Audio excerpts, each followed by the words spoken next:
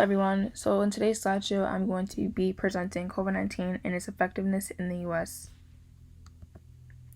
As we know, COVID-19 is a respiratory illness that spread from person to person.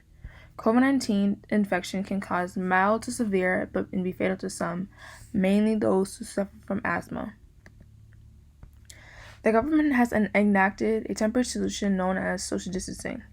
News reports warn people to practice social distancing and remain in their homes to limit the spread of this illness, shutting down non-essential businesses and reinforce social distancing.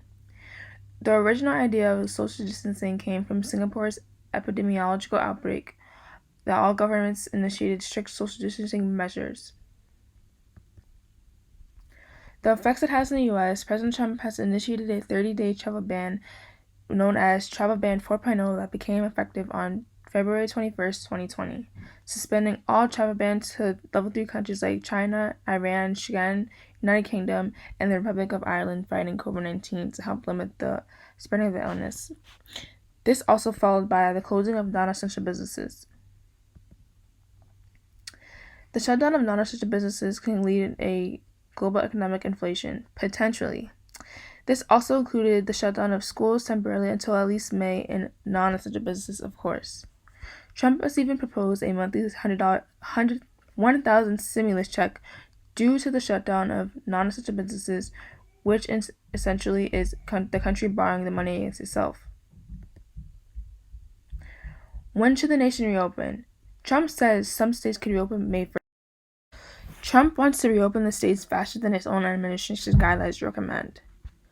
Governors and mayors have the decision to choose whether or not they want to reopen their states after the generalized guidelines are posted, in which Democratic states are taking this time to slowly consider this, yet are still following the social distancing measures, while Republican states are following Trump's ideas, like Atlanta, for instance, who already opened up their state.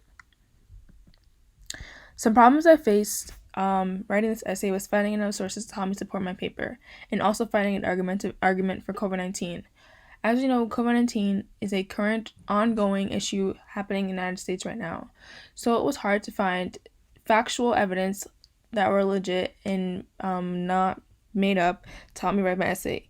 There was not enough information, in my opinion, to help me write a debatable essay. Therefore, I wrote more of a factual essay about COVID-19, trying my hardest to write a debatable essay.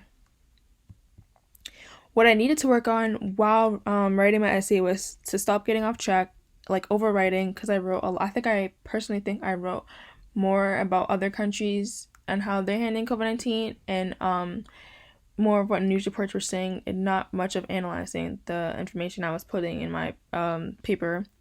And another thing I needed to stop using was the word it. I think I used it about 100 times in my paper, but I've managed to take about 75% of the times I wrote it out. And another thing I needed to do was analyze better when writing my paper. I think that when it came to analyzing, I tried my hardest to analyze, only because there was a lot of information I tried to put in my essay and tried to analyze it out. But I think towards the end, when I did the discussion part and the conclusion, I did a better job analyzing the whole COVID-19 paper. So I think those are the main takeaways when writing the paper. Other than that, I think that anything else I wrote was okay and turn in acceptable. Thank you for your time.